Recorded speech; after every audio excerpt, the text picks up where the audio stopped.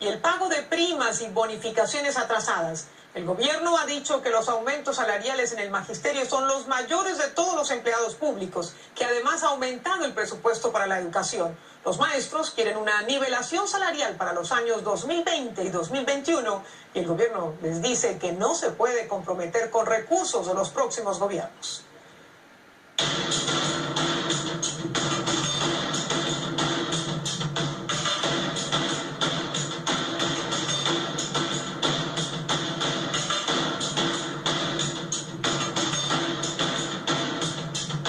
No hay plata en estos momentos para la financiación de la educación, pero nosotros decimos sí hay plata porque hay una reforma tributaria que se hizo, se aumentó el IVA del 16 al 19%, hay 28 billones de pesos que se van a rescatar del tema de la guerra. Entonces eso es lo que nosotros queremos, que esa plata de la guerra se invierta en educación.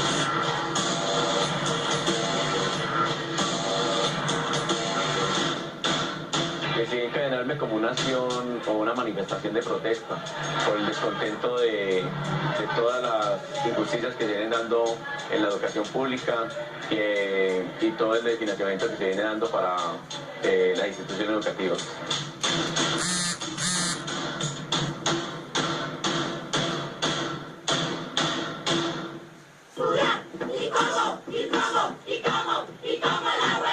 Nosotros los apoyamos en el sentido de que nosotros no queremos una sociedad arrodillada, no solamente en el aula se aprende, en estos espacios ellos nos están enseñando.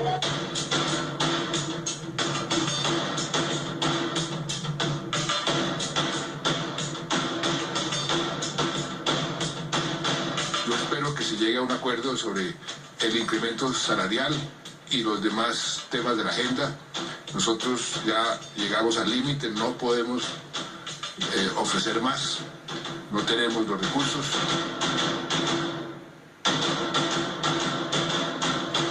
El sector educación va a recibir 1.18 billones de pesos adicionales a lo que ya teníamos en el presupuesto. Se consolida nuevamente la educación como el primer rubro del presupuesto general de la nación.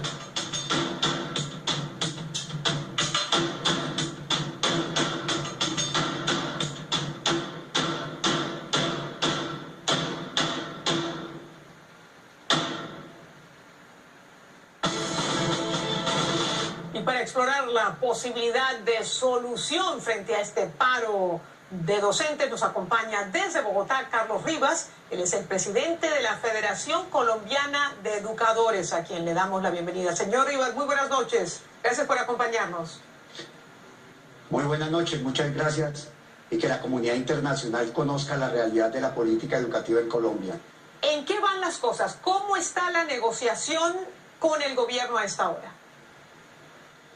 Bueno, con el gobierno avanzó la discusión en lo que tenía que ver con política educativa, lo de preescolar, lo que tiene que ver con el estatuto único de la profesión docente, de igual manera también lo de las escuelas normales y de las juntas educativas. Pero cuando llegamos al tema económico, encontramos una traba donde el Ministerio de Educación dice que no hay recursos y aquí por primera vez el magisterio tiene una gran lucha, una lucha muy importante por conseguir mejores recursos al sistema general de participaciones en lo que tiene que ver con el sector educativo. O sea, la apuesta aquí es una apuesta muy importante porque hay una brecha que se abrió desde el 2001 hasta el 2016 que le ha venido quitando 73 billones de pesos al sistema educativo. Por eso nosotros estamos planteando la necesidad de que se haga una reforma estructural al sistema general de participaciones para que se le pueda dar los recursos suficientes y para que la educación que reciben los niños y niñas de Colombia, los jóvenes y jovencitas, pues realmente sea digna. Señor Rivas, escuchábamos ahora a la ministra de Educación y también el presidente lo ha dicho, que nunca antes el sector educativo ha recibido tantos fondos, que se destina más dinero en el presupuesto nacional para la educación que para las fuerzas militares y que comprometer estos recursos sería irresponsable. ¿Cómo responden ustedes? Pues nosotros lo que respondemos es que espacio fiscal sí hay. Queremos decir que aquí en Colombia, en el caso concreto de la guerra, se gastaban 28 billones de pesos anuales. Acaban de hacer una reforma tributaria, aumentaron el IVA del 16 al 19%, han repatriado capitales y de igual manera han encontrado un hallazgo minero energético que tiene que ver con el gas, inmenso el yacimiento y creemos que pueden comprometer recursos para la educación. Un país no le puede decir al mundo que no tiene la posibilidad de resolver los problemas de alimentación, de transporte, de infraestructura para sus estudiantes, y además ese fue uno de los ejes de la campaña del señor presidente de la República, a quien el magisterio se comprometió a acompañar por el tema de la paz y no por su modelo económico. Por eso nosotros decimos que sí hay recursos, y queremos informar una cosa: ayer hubo una adición presupuestal en el Congreso, pero de los ingresos del presupuesto general de la Nación, no son del Sistema General de Participaciones, y el magisterio ayudó con la lucha y con la movilización a que el Congreso agilizara la posibilidad de que 1.18 billones de pesos ingresaran al magisterio, fundamentalmente para resolver la desfinanciación que hay de este año y para resolver aspectos de carácter universitario, lo que tiene que ver Serpilo paga, algunos aspectos que son importantes en la alimentación, conectividad, calidad de la educación. Pero queremos decir que para nosotros lo importante es que el gobierno se comprometa a una reforma estructural del Sistema General de Participaciones, y ahí hemos tenido una dificultad con el gobierno porque dice que no pueden comprometer recursos. Nosotros creemos que sí deben comprometer recursos para el caso concreto del Sistema General de Participaciones en educación, pero también en agua potable, en saneamiento básico, que son dos hechos fundamentales, y en salud, educación, saneamiento básico y agua potable. ¿Y cómo hay que reestructurar ese Sistema General de Participación? ¿Cómo está ahora y cómo quisieran ustedes que quedara? Bueno, pues nosotros lo que queremos y lo que le hemos planteado al gobierno es que hay que hacer una reforma estructural, hay que hacer una reforma de carácter constitucional. Nosotros le hemos planteado al gobierno que hay una fórmula que estamos proponiendo, y son 4.2, que se coloque de inversión adicional a 10 años, lo que significaría 0.42 por año, y esa cifra da 16 billones de pesos, o sea, 1.6 billones de pesos anuales para poder ir cerrando la brecha a un sector que le quitaron 73 billones de pesos. Pero también queremos decir que este año, con la adición presupuestal, apenas se resuelve un hueco fiscal que hay en educación. El año entrante tiene que hacerse lo mismo. Por eso planteamos la necesidad de que se haga una fórmula mucho más amplia con la reforma constitucional, donde participe el Ministerio de Hacienda, el Ministerio de Educación, también lo puedan hacer los alcaldes, los gobernadores, y desde luego nosotros los maestros, que estamos jugando un papel importante para defender la educación pública como un derecho fundamental de los ciudadanos. Y planteaba que el presidente de la República tuvo 3 pilares, que eran la paz, la equidad y la educación. Si no hay educación, no hay equidad. Y si no hay equidad, desde luego que no hay paz laboral. Por eso estamos en el paro nacional en este momento con los maestros de Colombia. Pero bueno, cuando usted plantea una reforma constitucional y acaba de salir del país de una para implementar los acuerdos de paz, este sería un proceso, en caso de que el gobierno accediera, muy largo. Mientras tanto, ustedes ya llevan 30 días de paro, más de 8 millones de alumnos sin clase, están a 2 semanas de salir a vacaciones. Mientras tanto, ¿qué va a pasar, señor Rivas? Bueno, lo primero que le quiero decir es que no es solo este tema la discusión con el gobierno. Aquí hay un tema de alimentación y transporte para los niños.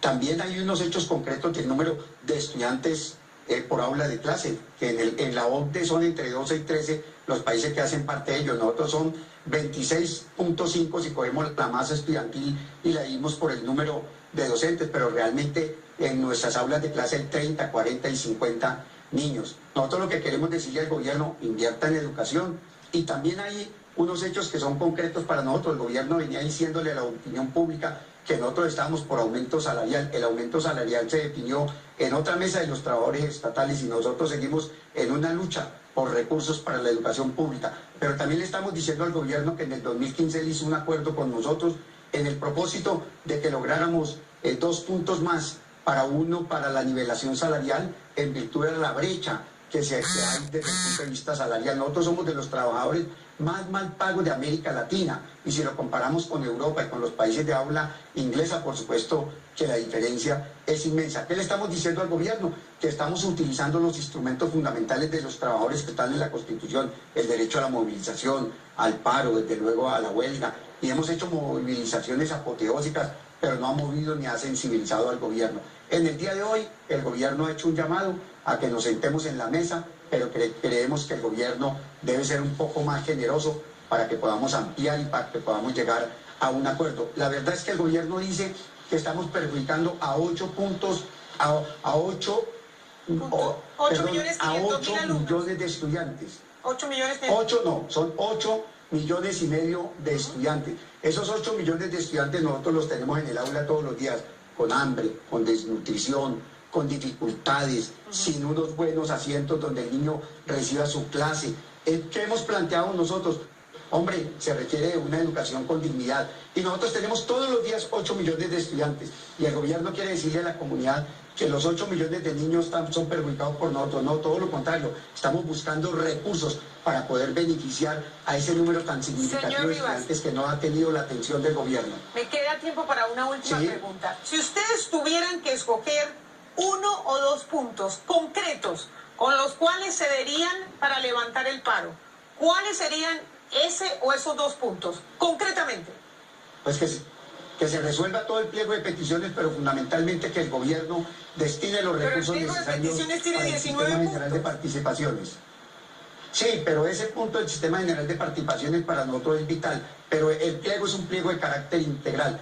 Y los maestros de Colombia estamos haciendo una lucha de carácter nacional por la soberanía y la educación y por la necesidad de que los niños y niñas de Colombia tengan una educación, no solo con dignidad, sino una educación para la democracia, para la vida y para la libertad.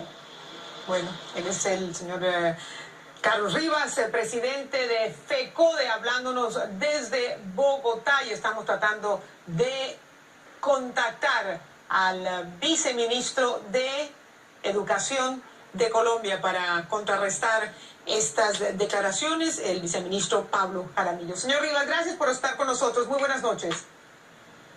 A ustedes muchas gracias, buenas noches, y estamos defendiendo la educación pública en Colombia, los maestros, con este paro. Gracias de nuevo. Vamos a ver si damos buenas noticias pronto, que los niños han regresado a las aulas.